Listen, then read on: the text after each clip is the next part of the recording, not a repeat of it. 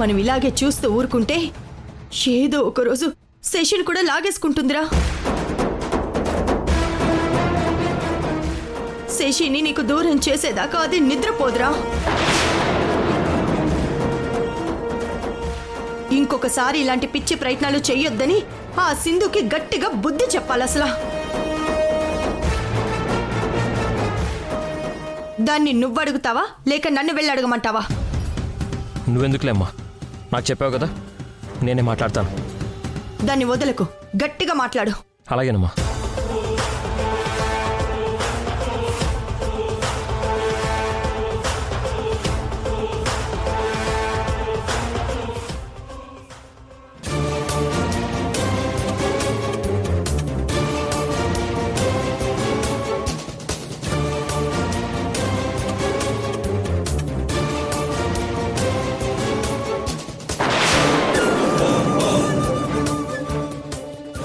ఏంటిది యష్?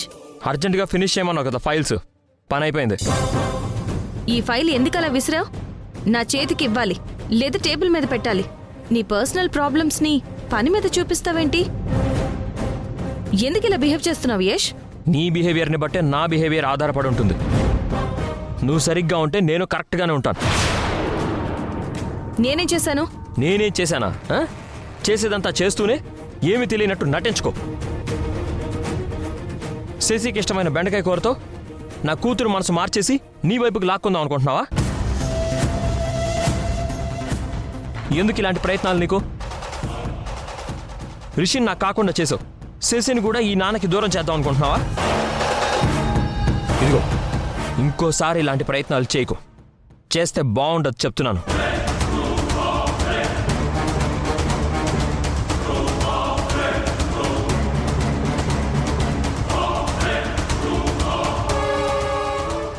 ఏంటి వేలు చూపించి వార్నింగ్ ఇస్తున్నావు? శశి నా కూతురు అనే విషయం మర్చిపోకు యష్. అందుకే అమ్మగా నేను ప్రేమతో పంపాను.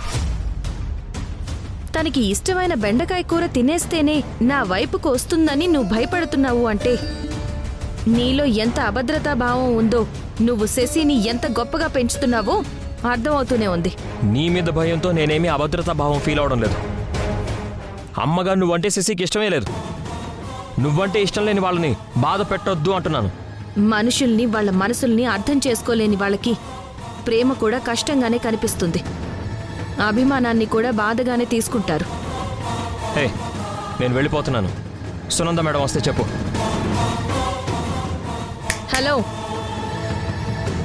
ఈ రోజుకే వెళ్ళిపోతున్నావా లేక పూర్తిగా ప్రాజెక్టే వదిలేసి వెళ్ళిపోతున్నావా?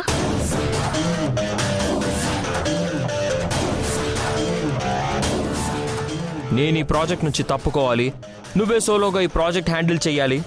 నీలో ఆ కోరుకుందని నాకు తెలుసు. జీవితంలో ఎలాగోలా నేను కోలుకోలేని దెబ్బ కొట్టావు. ఆఫీస్లో కూడా అలాంటి పని చేయాలని ట్రై చేస్తున్నావా? అది మాత్రం నేను జరగనివ్వను. ఒకసారి మోసపోయాను, ప్రతిసారి మోసపోను. నేను ఎవరి జీవితాన్ని మోసం చేయలేదు, దెబ్బ కొట్టలేదు. అలాంటి ఆలోచనలు కూడా నాలో ఉండవు.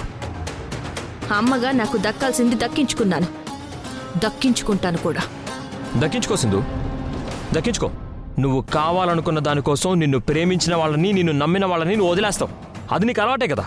నా అనుకునే వాళ్ళ కోసం, నేను ప్రేమించే వాళ్ళ కోసం ప్రాణాలిస్తానే తప్ప ప్రాణం పోయినా వాళ్ళని వదిలిపెట్టను. ప్రేమ, ఆ మాట నువ్వు అనకు సింధు. అది నీకు సూట్ అవ్వదు. పెళ్లి, ప్రేమ అనే పదాల మీద చిరాకు వచ్చేలా చేసావు. Excuse me madam. కమెన్. మీరేంటి ఇక్కడికి వచ్చారు? బిల్లు పాస్ అవ్వలేదు సార్, దానికోసమే వచ్చాను. అందుకు నా క్యాబిన్కి కదా రావాలి, సింధు క్యాబిన్కి వచ్చారేంటి? అది సార్, అది చెప్పండి, అడుగుతుంది మిమ్మల్నే. నీకు మూడ్ బాలేదని నేనే రమ్మన్నాను. ఇప్పుడు నువ్వు చేసింది దాన్ని ఏమంటారు సింధు? ఆఫీస్లో నా మీద పై చేయి సాధించే ప్రయత్నం కాదా ఇది? నేను చేయాల్సిన పనిని నువ్వే లాక్కుని చేస్తున్నావు. నీ పనిని నేనేం లాక్కోలేదు, లేట్ అవ్వకుండా చూస్తున్నానంతే. ఓహో, లేట్ అంటున్నావు అంటే నేను అంత బద్ధకంగా వర్క్ చేస్తున్నానా? నా ఉద్దేశం అది కాదు యష్. నాకు తెలుస్తుంది, నీ ఇన్నర్ ఫీలింగ్ అదే. అరే, చెప్తుంటే వినిపించుకోకుండా నీకు నువ్వే డిసైడ్ అయిపోతావేంటి?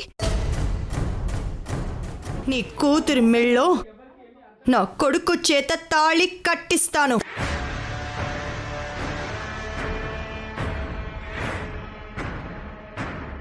యష్, నీకు వారం రోజులు గడువిస్తున్నాను. ఏదో ఒకటి తేల్చే నాంచకు. గడువు చాలా తక్కువగా ఉంది మేడం.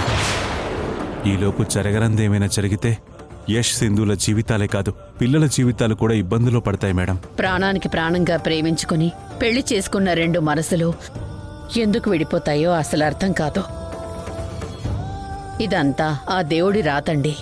ఆ రాతని మార్చి సింధు యష్లని ఒక్కటి చేసే అవకాశం మీ చేతుల్లోనే ఉంది మేడం. వాళ్ళు పనిలో కలిసినట్టే జీవితంలోనూ మళ్లీ కలవాలనే నా అభ్యర్థన మేరకు మీరు మళ్లీ వాళ్ళని ప్రాజెక్టులో జాయిన్ చేశారు. సింధు యష్లు పాత్రధారులే అయినా దానికి మూల సూత్రధారి మీరే. ఎలాగైనా వాళ్ళని కలిపి పిల్లలు వాళ్ళు కలిసుండేలా చేయండి మేడం. ఏంటి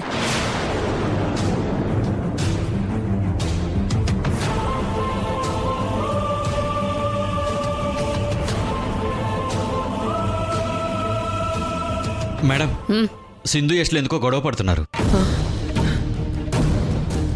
పద.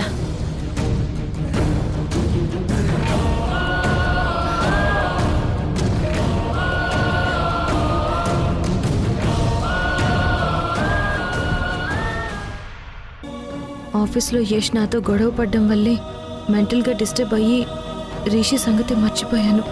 ఛా,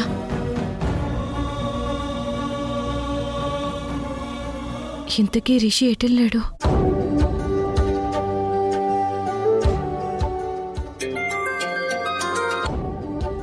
చెప్పు సింధు.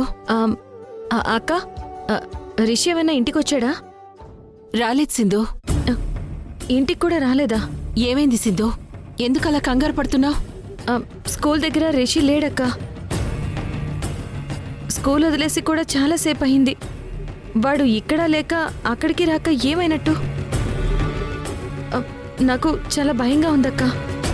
కొంప తీసి ఆ దమయంతి ఏమన్నా రిషిని వాళ్ళింటికి తీసుకెళ్ళుంటుందా సింధు? ఆమెందుకు తీసుకెళ్తుందక్క రిషిని? వాళ్ళ మనవడు అమ్మతో వెళ్లిపోయాడని తెగ బాధపడిపోతుంది కదా ఆమె. రిషి మనసు మార్చి మెల్లగా మళ్ళీ వాళ్ళింటికి వచ్చేలా ఏమైనా ట్రై చేస్తుందేమో. ఎందుకైనా మంచిది, ఒకసారి వాళ్ళింటికి వెళ్ళి చూసిరా. అలాగే అక్క.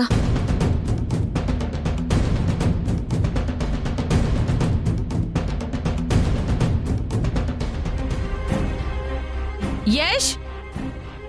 యష్! యష్! ఏయ్, నువ్వేంటే మా ఇంటికొచ్చావు? స్కూల్లో బెండకాయ కూరతో శశిని మాయ చేసి నీ వైపుకి లాక్కోవాలని ప్రయత్నించావు. అది కుదరలేదు. అందుకని శశిని తీసుకెళ్లటానికి ఏకంగా ఇంటికే వచ్చావా అసలా? నేనొచ్చింది శశి కోసం కాదు, మరెవరి కోసం వచ్చావు? రిషి కోసం.